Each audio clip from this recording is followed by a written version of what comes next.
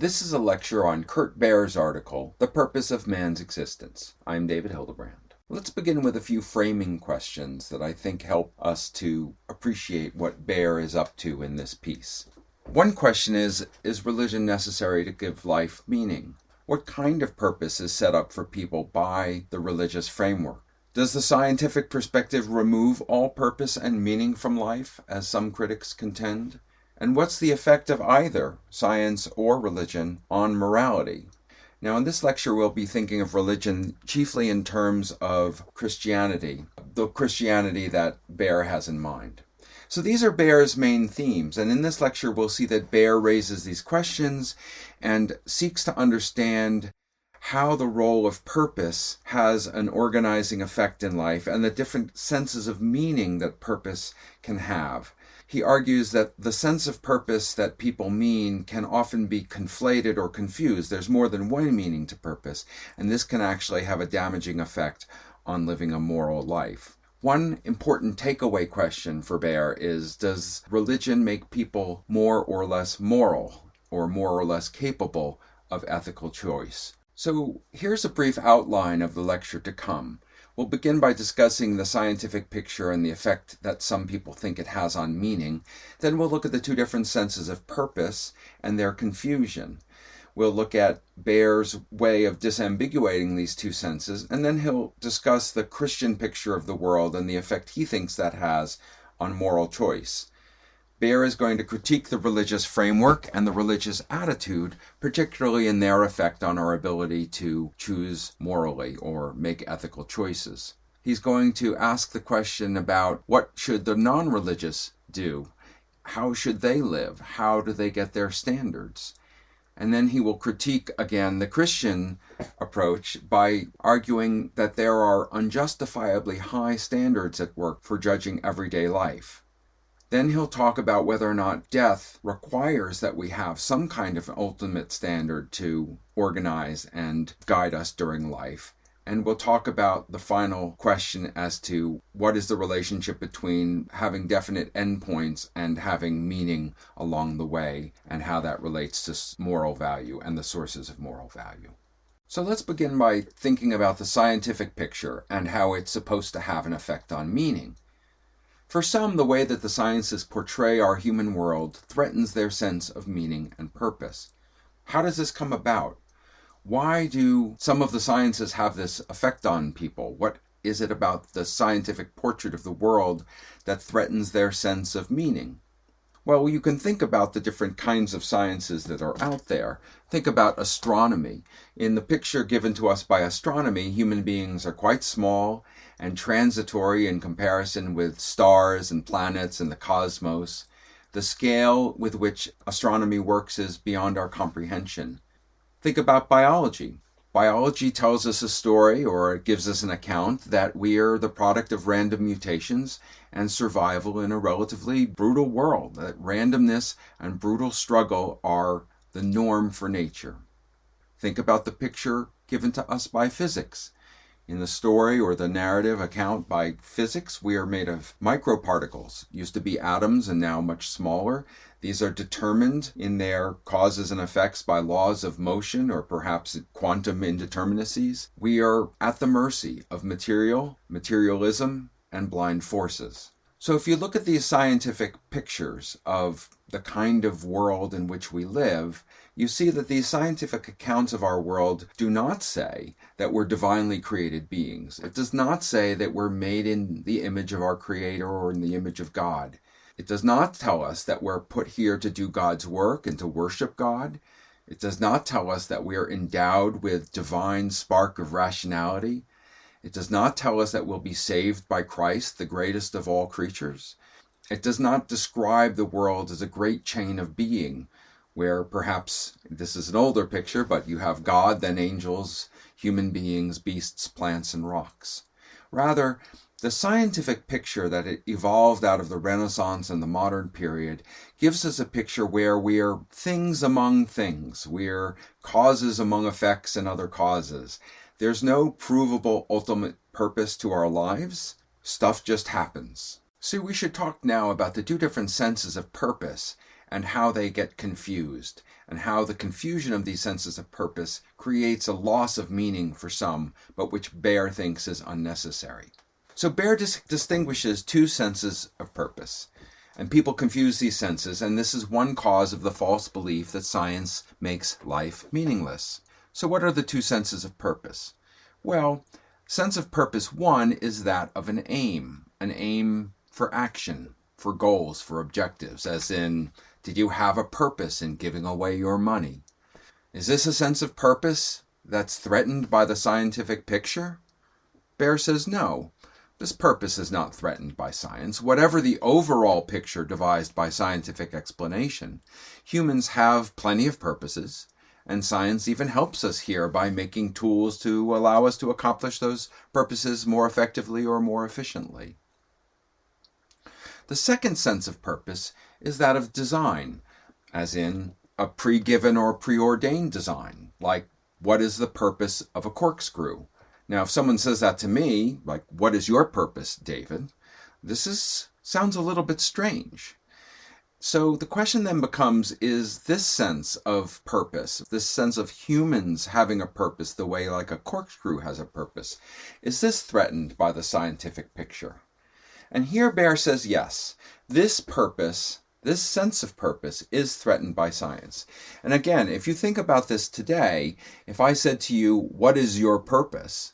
This would be an insulting question. You would think, why do I need a purpose? I'm my own reason for being. So human beings are not like corkscrews or umbrellas or tire irons. We lack purpose in that sense of preordained design. We don't have an ultimate design in that sense.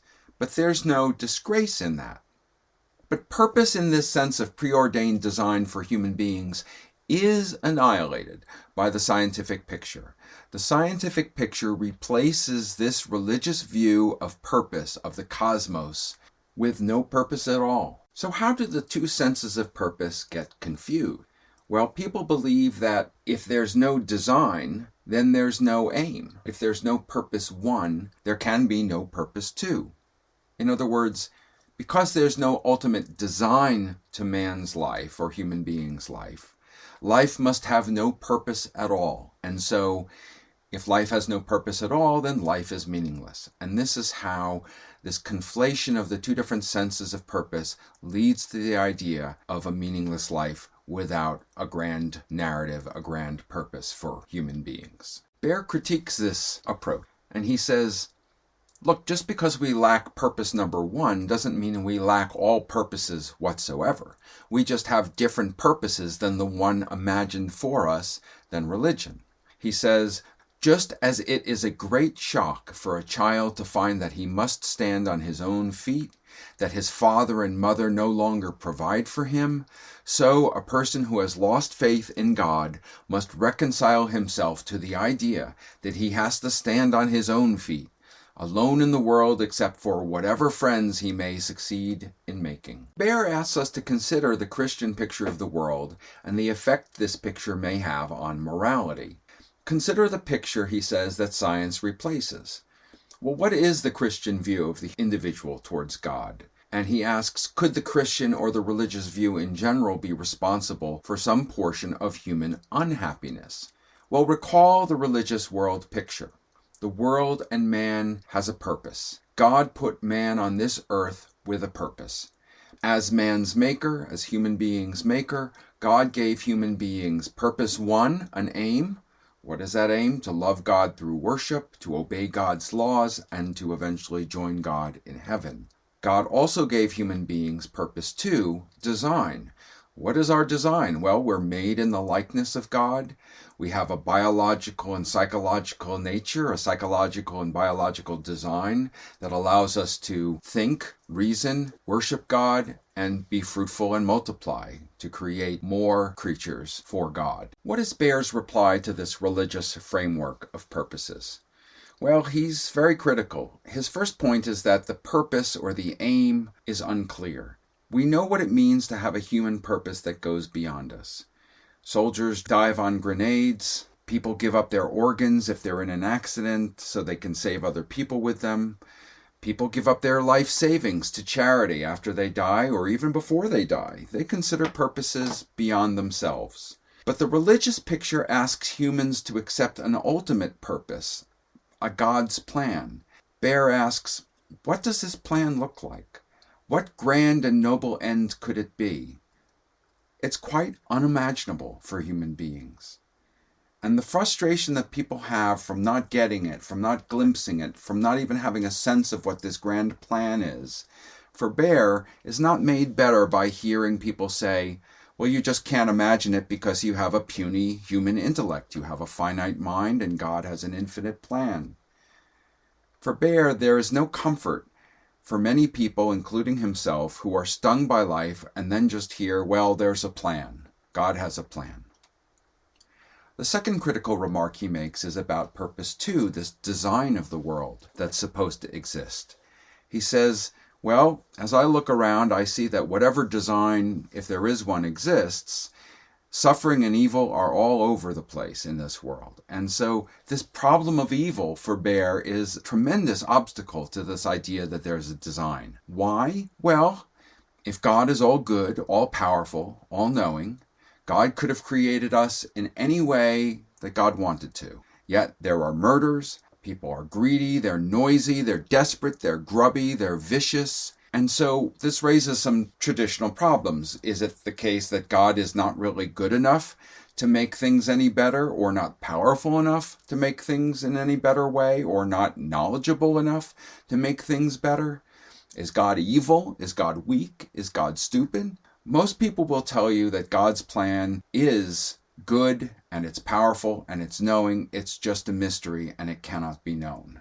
And again, this is just not acceptable to Baier. So here's a brief quote from the article that critiques the religious framework. Baier writes, "For now we have to explain not only why an omnipotent, omniscient, and all-good God should create such a universe and such a man, but also why, foreseeing every move of the feeble, weak-willed, ignorant, and covetous creature to be created, he should nevertheless have created him, and, having done so, should be incensed and outraged by man's sin, and why he should deem it necessary to sacrifice his own son on the cross to atone for this sin, which was, after all, only a disobedience of one of his commands, and why this atonement and this consequent redemption could not have been followed by man's return to paradise, particularly of those innocent children who had not yet sinned, and why, on Judgment Day, this merciful God should condemn some to eternal torment. It's not surprising that in the face of these and other difficulties, we find again and again a return to the first view, that God's purpose cannot meaningfully be stated." So the upshot in this critique for Baier is that for many in scientific world and modern world views, the notion that there are purposes that God has simply makes no sense. And we are acculturated in today's modern age, contemporary world, to want things to make sense. Baier then goes ahead and makes a critique of the effect of the religious attitude on moral choosing. Baier calls the Christian relationship between human beings and God a morally repugnant attitude. Why? What makes religiosity of this kind somehow opposed to morality? This sounds very counterintuitive. Well, Baier says, consider two attitudes that could be taken. On the one hand, one is obedient and dependent. And on the other hand, one is free and independent, right? Those are contrasting attitudes. If one is obedient and dependent, then if someone disobeys, then the higher power can and will punish because you're supposed to be obedient. Now, in the Christian picture, we are coerced in our choices because hell is so awful. So we're obedient, but we have to be because the alternative is eternal damnation. In the second attitude, free and independent, one is not coerced except by the laws that one creates for him or herself along with other people and then enforces. So to be religious, one must obey. But because the threat of hell is coercive, that's not a free way to choose. So the religious attitude, Baier argues, requires obedience, but that's not what's required for moral choice. Moral choice requires free, independent autonomy. So the upshot of the religious attitude is amorality. So to put a fine point on Baier's argument, if we're obedient to God and do His bidding, and we admit that we are at His mercy, and we admit that we are like dust in comparison, and we exhibit what's called the creaturely feeling, if we do all these things, then we deny the central requirement of morality, to be a free and independent being. And Baier writes, Christianity thus demands of men an attitude inconsistent with one of the presuppositions of morality, that man is not wholly dependent on something else, that man has free will, and that man is in principle capable of responsibility. End quote. So how should the non-religious live then? What standards would they have? The chief danger of leaving religious attitudes and rules for many people is that there will be a vacuum of values. There will be an absence of morality. How is the non-religious person to proceed? Baier argues we should simply consider the everyday person's practical approach to judging the meaningfulness of their life. For the average person, standards and criteria are not completely fixed, but they're not random either. We might ask the question, how should one care for children? Like we care for fish? Of course not. Should I marry this person or not? Do I flip a coin? Of course not. There are ways of doing things that come about by custom, by experience, by common sense. There are ranges for what we consider reasonable, and we know how to find the range of reasonableness most of the time. To quote from the article, let us remind ourselves briefly of how we arrive at our value judgments. When we determine the merits of students, meals, tennis players, bowls, or bathing bells, we do so on the basis of some criteria and some standard or norm. Criteria and standards notoriously vary from field to field and even from case to case. But that does not mean that we have no idea about what are the appropriate criteria or standards to use. It would not be fitting to apply the criteria for judging bowls to the judgment of students or bathing bells. They score on quite different points. End quote. If one steps back and thinks about it a little bit, there are unjustifiably high standards set by religion for judging everyday life. If we think about the question, how good is life on earth? How good are human beings? They're judged by comparison to saints and to the eternal bliss of heaven. And Baier argues that this standard is greatly unfair. He writes, the Christian evaluation of earthly lives is misguided because it adopts a quite unjustifiably high standard. Christianity singles out the major shortcomings of our earthly existence. There is not enough happiness. There is too much suffering. The good and bad points are quite unequally and unfairly distributed. The underprivileged and underendowed do not get adequate compensation. It lasts only a short time. It then quite accurately depicts the perfect or ideal life as that which does not have any of these shortcomings. Its next step is to promise the believer that he will be able to enjoy this perfect life later on. And then it adopts as its standard of judgment the perfect life, dismissing as inadequate anything that falls short of it. Having dismissed earthly life as miserable, it further damns it by characterizing most of the pleasures of which earthly life and existence allow as bestial, gross, vile, and sinful, or, alternatively, as not really pleasurable. This procedure is as illegitimate as if I were to refuse to call anything tall, unless it is infinitely tall. End quote. One last thing to consider is this question of the relationship between death and an ultimate standard. I mean, think about death. Doesn't it provide a challenge for the meaning of life? In other words, doesn't the fact that we will die relatively soon in the scheme of things, doesn't that require us to frame things within a larger picture so that life can have any meaning at all? Baier argues no. Death is irrelevant to the determination of the significance of a life. Why does he argue this? What is his argument? How do we know that death is irrelevant? Baier argues that to judge our life as worthwhile, we don't need to refer to death or to an afterlife or to heaven or hell. All of those later consequences do not erase, do not annihilate the many ways that human beings have figured out what to do with life without using death as a motivation or a limit. The same point can be made if you consider the nature of endpoints and limits and meaning.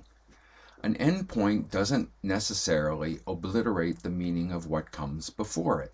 A chess game will end. That doesn't make it meaningless. One might argue instead that an endless game would be the meaningless thing. People dance. Dances end. That doesn't make dancing meaningless. Take those examples and expand them to the size of a life. No matter how short a life is, it could be worthwhile, it could be meaningful, it could be significant. Life can be beautiful even if it comes to an end. Now, this argument can be taken and then applied back against the context that is portrayed by Christianity that Baier has in mind. Consider, for example, that non-religious value systems do exist all around us. One could have a life where they help others and have it be more significant because that's what's of most value to people, even to atheists. But that value, while created by human beings, is still real. Thus, the point here that he's making is meaning in life is not guaranteed by the scientific view of the universe or the Christian view. Whatever meaning that life has, it is made by us, for us, and that our originality, our creativity, are the important things in determining whether or not the meaning we make in life is genuine, authentic, and satisfying. The final objection to consider is this question of where do moral values come from? After all, if one does not believe in a divine God, a supreme judge, then where does moral value come from? Baier argues it comes from this world. It comes from learning and remembering what others want and what they don't want, what they need and what they don't need to live worthwhile lives, what we want, what we don't want, what we need and what we don't need. He says, morality is not the meting out of punishment and reward. To be moral is to refrain from doing to others what, if they followed reason, they would not do to themselves, and to do for others what, if they followed reason, they would want to have done. It is, roughly speaking, to recognize that others too have a right to a worthwhile life. Being moral does not make one's own life worthwhile. It helps others to make theirs so. So in summary, Baier, like many others, questions the need for a grand religious backdrop to give meaning to our lives. He says that the problem of living meaningfully without God is just based on a confusion of two different senses of purpose. We may have no ultimate purposes, but we still have purposes. The confusion between different senses of purpose is in large part due to the religious way of framing the cosmos and our place within it. Besides confusing purpose in these metaphysical ways, Baier argues that religion also induces people to live in a way that is too childlike to be truly moral, because it's not independent. To be moral, we must be independent of any coercive senses of purpose, of any grand stories of how everything is, of any ultimate reward or punishment. And what's needed to make life meaningful is here on earth, within ourselves. So that concludes this lecture on Kurt Baier's piece, The Purpose of Man's Existence. I hope it's been helpful for you, and I look forward to talking with you about it.